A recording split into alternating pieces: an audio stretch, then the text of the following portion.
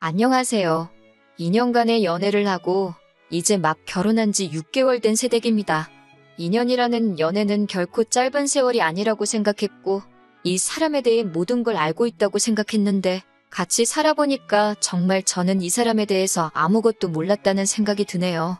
함께한 2년 6개월이란 시간이 너무 아깝지만 이젠 더 이상 참고 살아야 할 이유도 모르겠고 더 있어봤자 좋은 꼴 못 볼 거라는 생각에 미련 남기지 않고 깔끔하게 이혼을 했습니다. 어릴 때부터 친정엄마가 할머니 모시고 살면서 시집살이 하는 걸 눈으로 직접 보고 자라왔기 때문에 사실 저는 결혼 생각이 없었습니다.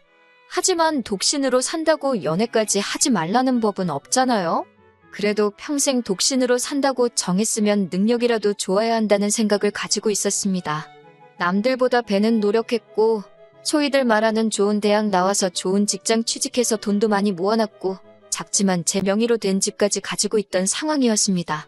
결혼 후에는 남편이 따로 해오는 것 없이 제 집에 몸만 들어와 살게 되었고요. 신혼살림은 결혼 후에 하나씩 남편이 벌어서 채워넣기로 했어요. 전 남편은 깔끔한 성격의 손재주가 좋은 사람이었습니다. 저에 비해서 직장이 좋은 편은 아니었지만 성실하고 저를 어렵게 생각했다고 해야 하나? 아무튼 저를 존중해준다는 느낌을 받을 정도로 독신주의자로 살아온 제 기분을 잘 맞춰주었습니다.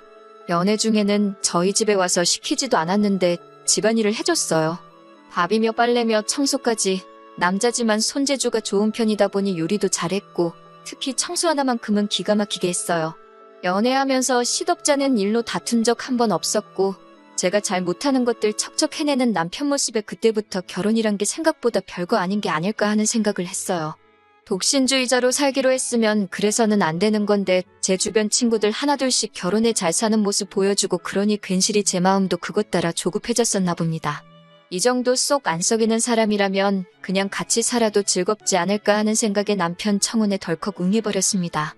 시댁 형편이 안 좋은 건 알고 있었지만 제가 준비가 다 되어 있는 상황이었기 때문에 혼자 사나 같이 사나 어차피 내 재산은 내 재산인데 뭐 별다를 게 있는가 하는 생각으로 결혼하게 되었습니다.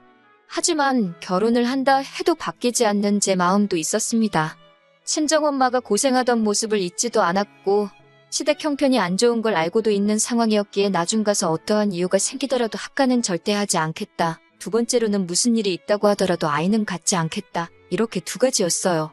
남편도 그 부분에 대해서는 승낙을 했고 시댁에는 남편이 자기가 병원에 다녀와 봤는데 결과가 안 좋았다는 식으로 입을 맞춰서 이야기하기로 했습니다.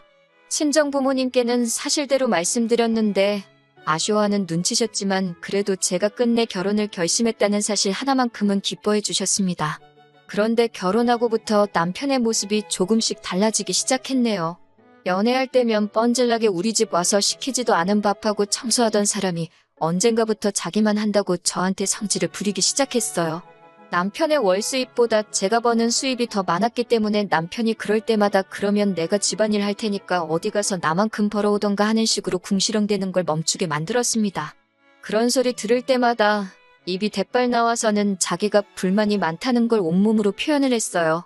계속 그런 식으로 남편 입 다물게 만들었더니 나중에는 약발도 없더라고요. 같이 먹을 식사 준비하면서도 자기가 음식하면 간도 하나도 안 맞고 음식이 맛없긴 해. 이런 식으로. 아니면 집 청소하다가도 자기가 청소하면 청소한 티 하나도 안 나고 더럽다고 하면서 빈정대면서 저를 깎아내리듯이 후려치더라고요. 제가 공부랑 일만 하느라 살림에 소질이 없는 건 사실인데 그래도 기분 나쁜 건 어쩔 수 없죠. 제가 남편한테 돈 벌어오라고 한 것과 남편이 저를 후려치는 건 같은 맥락이라 생각해서 참았습니다. 하지만 연애할 때는 자기가 나서서 하던 집안일들을 가지고 그런 식으로 나오니 정말 어이가 없더라고요. 신혼집 가전과 가구들은 전부 다 제가 혼자 살 때부터 쓰던 것들이고 단 하나 침대만 더 큰 사이즈로 바꿨습니다. 결혼 후 몇 달 안 돼서 가구며 가전을 새로 사기는 했는데 신혼집에 쓸 것들이 아니었어요. 전부 다 시댁으로 갔죠. 청소기가 잘 안 된다, 냉장고가 작다 뭐 이런 이유로 말씀하실 때마다 하나씩 사날랐습니다. 남편이나 시모가 사달라고 시킨 적 없었고 제가 스스로 결정한 일입니다. 물론 최초에는 시어머니가 이건 이래서 불편하네, 저건 저래서 불편하네 이런 식으로 말하면서 하나 새 거로 사달라는 티를 팍팍 내시긴 하셨지만 제가 여유가 있는 편이라 크게 쪼들리는 상황도 아니었고 저 스스로도 며느리돌이 한다고 시어머니께도 잘 해드리고 싶었어요. 아무 말도 안 하면 그냥 저 혼자 잘해준 일이고 저도 저 나름대로 뿌듯함을 느끼고 있으면 남편이 꼭 한마디씩을 보태더라고요. 시댁에 이것저것 바꿔주는 거에 대해서 불만 갖지 말라는 식으로요. 기어이 말 한마디를 보태면서 우리는 아이를 안 낳아드리잖아. 그러니까 이 정도는 당연히 해드려야지. 우리 엄마가 아들 결혼했는데 얼마나 손주를 보고 싶으셨겠어. 너 때문에 엄마한테 내 문제라고 거짓말까지 해야 했으니까 불만 가지면 안 된다? 라면서 말입니다. 말 한마디 천냥빚 갚는다고. 다르고 다른 말인데 제 스스로 결정한 시댁을 위한 정성을 가지고 마치 제가 돈 그거 쓰기 싫은데 억지로 해주고 있는 사람으로 만들어서 또 저를 후려치는 거 아니겠어요? 남편도 직장이 있고 일을 하는데 아무래도 남편이 살림 쪽에 비중이 크다 보니 생활비를 제외하고 서로가 버는 돈은 각자 관리하고 있거든요. 제가 생활비 명목으로 내는 돈이 조금 더 많기는 하지만 시댁에 선물해드린 돈은 생활비에서 나간 게 아니라 제 개인 돈에서 나간 거였어요. 행복할 거라 믿었던 결혼 생활에 이런 식의 사소한 것들 하나하나 가지고 스트레스를 받고 있으니 결혼을 괜히 했다는 생각이 들 때도 있었어요. 그런데 기어이 남편이 큰 건을 하나 해내네요. 결혼 후 처음 맞는 명절이었습니다. 명절 연휴 시작하기 전날에 시댁에 도착해서 저녁을 먹었어요. 시부모님들도 며느리 왔냐고 반겨주시더라고요. 좋으나 싫으나 어쨌든 시댁에 필요한 거 다 제 돈으로 바꿔드렸으니 저를 좋게 보시기는 했나 봐요. 아무튼 그렇게 연휴 전날에 같이 저녁 식사하고 시댁에서 하룻밤을 보내게 되었습니다. 다음 날 꼭두 새벽에 누가 저를 흔들어 깨우길래 보니 시어머니더라고요. 명절이니까 같이 음식을 하자고 하시더군요. 시어머니는 잠 깨고 빨리 나오라며 먼저 주방으로 가셨고 저는 옆에 자고 있던 남편을 깨웠습니다. 나보고 음식을 하라는데 무슨 말이냐고 물어보니 남편이 사정사정을 하더라고요. 그냥 눈 딱 감고 오늘 하루만 해달라고 시댁에까지 와서 자기가 음식을 하고 있으면 시부모님이 자기를 어떻게 생각하실 거며 체면 좀 세워달라고요. 남편 말대로 1년에 딱 하루인데 뭐 무슨 일 있겠냐는 생각도 들고 안 그래도 친정에 가게 되면 새로 돌침대를 놔드리려고 했는데 기존에 쓰던 침대가 무거워서 두 분이서 버릴 엄두도 못 내고 있다고 하신 게 기억나서 남편한테 그거 좀 내다 버리라고 시키고 한 김에 집 청소도 시켜야겠다는 생각에 그냥 남편 기분 맞춰주기로 하고 저는 어머님 따라 주방으로 따라 나섰습니다. 그렇게 새벽 5시부터 아침에 먹을 떡국을 끓이고 잠깐 아침에 그거 먹고 그날 점심 5시까지 음식을 해야 했습니다. 다른 며느리들도 이 정도는 할 텐데라는 생각에 저도 하면 해야겠지만 남편이 마치 지 세상이 왔다는 것처럼 가만 누워서는 손가락 하나 움직이지 않고 지 혼자 소파에 기대 누워 자다가 TV 보다가 다시 잠들었다가 빈둥대면서 중간중간 음식하고 있는데 와서는 우리 마누라 잘하고 있냐고 너스레를 떨면서 제가 부쳐놓은 전을 한 입 먹더니 너는 아무리 솜씨가 없어도 그렇지 엄마가 다 밑준비해 놓은 거 부치기만 하면 되는 건데 어떻게 준비된 음식도 맛없게 만드냐면서 아주 마이너스의 손이라고 킬킬대며 빈정대다가 다시 소파로 가서 드러눕더라고요.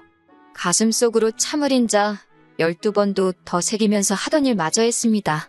음식이 다 끝나고 저녁 먹기 전에 주방이 지저분해서 남편한테 뒷정리 좀 도와달라고 했더니 시어머니가 대뜸 저한테 자기 아들 부려먹지 말라고 소리를 치시더라고요.